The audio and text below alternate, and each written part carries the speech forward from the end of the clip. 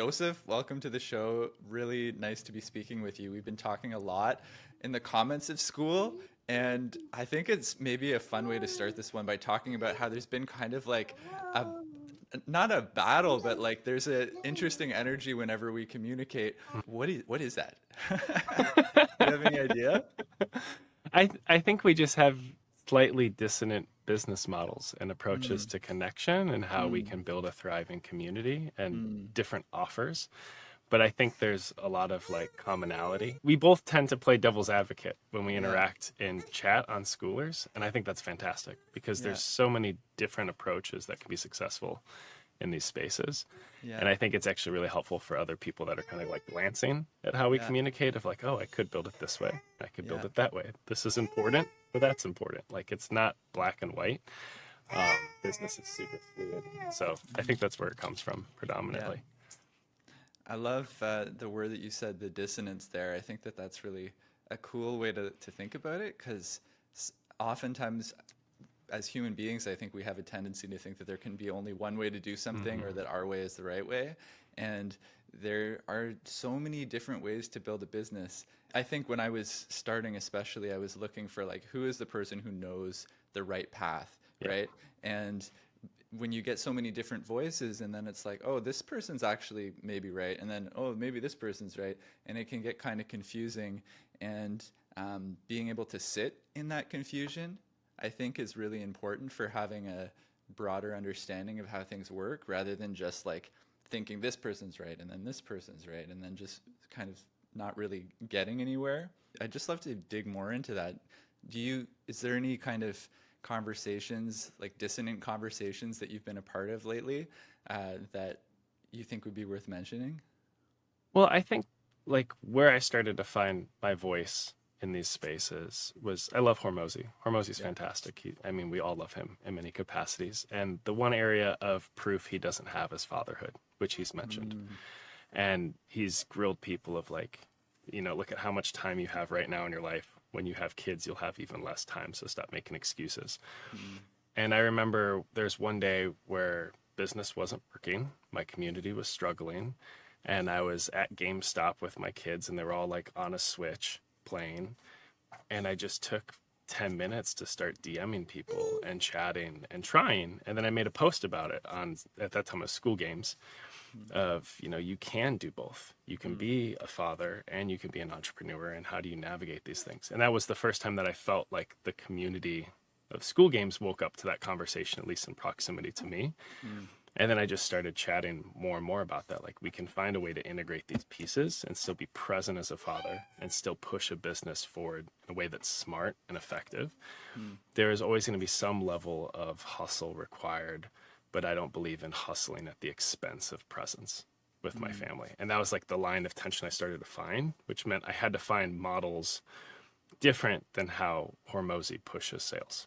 I had mm, to not follow the same pathway of have someone join your community, get them on a call, upsell them. Like I can't do that based on the mm, timing I have. I had to find a different way to build attraction and connection and to chat asynchronously with people and still progress them towards the point of sale. So I think that's mm, where some of the difference comes from is I have different constraints I'm working with 4 children, mm. being a full-time stay-at-home father, full-time entrepreneur. I'm also a caretaker for my grandfather who's Okay. battling kidney failure. So I have to work in non-traditional ways than what I've Mm, seen maybe other school gamers do to mm. win, if that makes sense. Wow, such an incredible answer. So Yeah. maybe you can dive in a little bit more into what does that unconventional model look like? Because I know like the big brain club, like I could not understand what was going on when I first saw it. Like I'd love to hear more about that. Well, a lot of people couldn't understand it. Originally, I had 3 customer avatars. I created a space where I would help engineers, global leaders, and entrepreneurs find their way. And that was very vague. And those were 3 people that I identified with because I've navigated the continuum of being an engineer to a global leader in Japan, and then eventually an entrepreneur. But as I started connecting with people in school games, which became schoolers, there were creatives and community leaders and other people that I could also serve and help. So the avatar became more and more expanded. My first person who actually joined my paid community, she curates a group for dancers. She's a creative. She's a mother. but she felt like I could help. So I actually invited the whole community to tell me, like, what is this group we're creating in the Big Brain Club? Like, who is this for?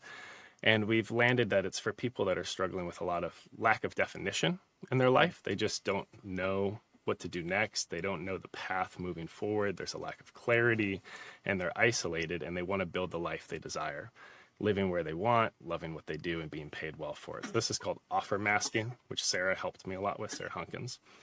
And we landed that there's really three brains we help. We help the left brains, which are the engineers and the global leaders. We help the right brains, which are the creatives and the community leaders. And then we help the whole brains, which are the parents and the entrepreneurs that are using both the creative and the logical side.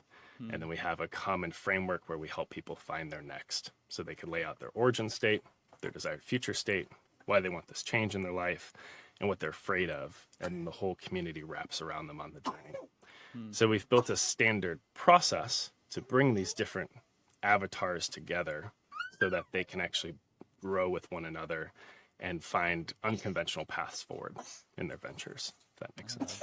I love that. I love that unconventional path. So I want to dig a bit into maybe fatherhood feels like a thing that would be valuable for people listening. How has that influenced your business, and how have you been able to use like the lessons that you've learned through being a father with so many, you said you had 4 kids? Yeah, I have 4 kids, and Yeah. yeah, I could grow on that or expand on that, William. So I have 4 children. Their ages 8, 6, 4. I got to remember, and 1. And the 4th one was born in Japan, which was actually kind of a galvanizing moment for me in the transition towards entrepreneurship. So our family navigated 12 relocations in 1 year to get to Japan around COVID time, based on different business impacts that I had at Johnson & Johnson. And while we were out there, we were hoping to live there for like 3 to 5 or 10 years. We were building a friendship, like circles of friends in the expat space. We loved our life there. And we had just had our 4th child, and then my job was impacted. And J&J was trying to get us to move back to the US. So we had this really challenging decision of, do we just let this company that's indifferent to the journey we've been on dictate what our next looks like? Or do we find a different path? Do we try it? So we jumped into entrepreneurship. I did high ticket brand management, and we left a decade of Johnson & Johnson experience in order to provide stability for our children in Japan. That was the aspiration on why we stepped off and did that. And my 4th son, Akio, was a main deciding point for that, because my wife navigated 14 days of labor over 5 attempted inductions. For folks who don't know what an induction is, it's when you are struggling to have a child and use different interventions to stimulate labor. And my wife had all kinds of like medical challenges and interventions. And during that time, our international community wrapped around us and provided for our children, the other 3 at home. And it was a key moment for me to recognize, like, there are people here that I love. I want to stay. I'm going to take this jump and miss all these risks to continue life here.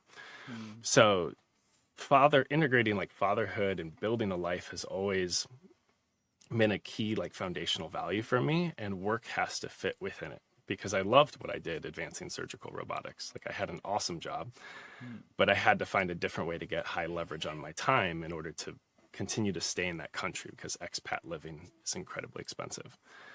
We failed at that, which is the other fun part of my story. So after like 7 months, we hit 0 as a family of 4. And a lot of people don't have the privilege of starting their own business in a foreign country, hitting 0 and figuring out what you do with that.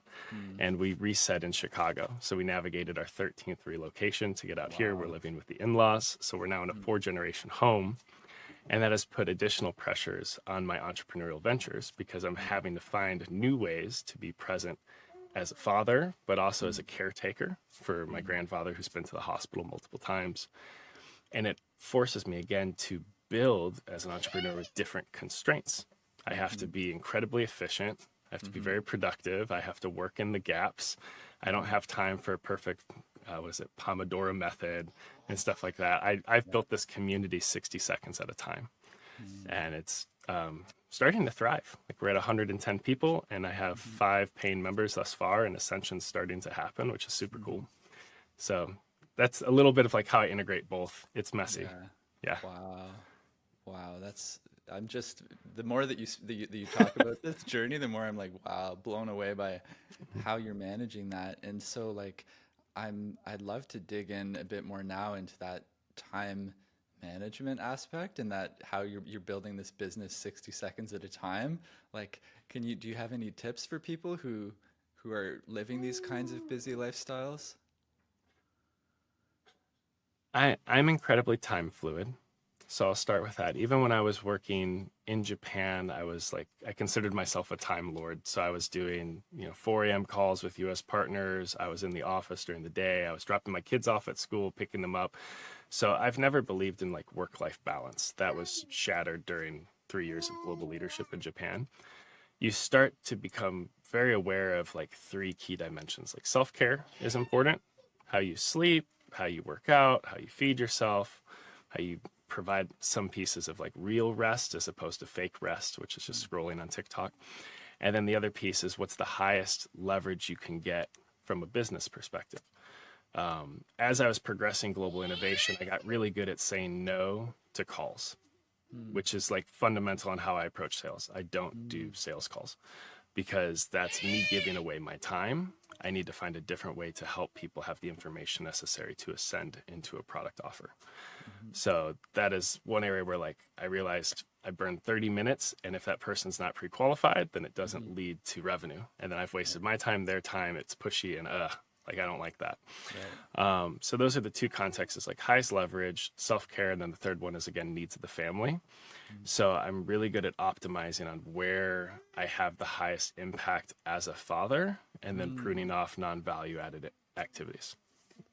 My wife, Amazing. yeah. So like my wife, it's a trigger to cook for her. Mhm. So for me, when I'm cooking, I'm either live streaming on YouTube or TikTok to connect and do outbound, or most of the time now I'm just like binging School Games winners Yeah. content was what I did for the last year and a half. So Yeah. like that's always like an infill of different ideas while I feed my family Yeah. so that I can then shut that all off. I've learned when I needed to do that. And now I can be present and have a meal with them and get them to bed or engage them and do the whole morning routine with them. Yeah. So it's really like finding key moments with my spouse, my kids, and then not getting caught up in all the other noise that doesn't matter. Yeah. Joseph, thank you so much for taking the time today to speak. Yeah. Amazing to talk with you and looking forward to all the amazing things you're doing on Skool. Yeah. It's going to be fun. Lots of big brains. I appreciate the time, William.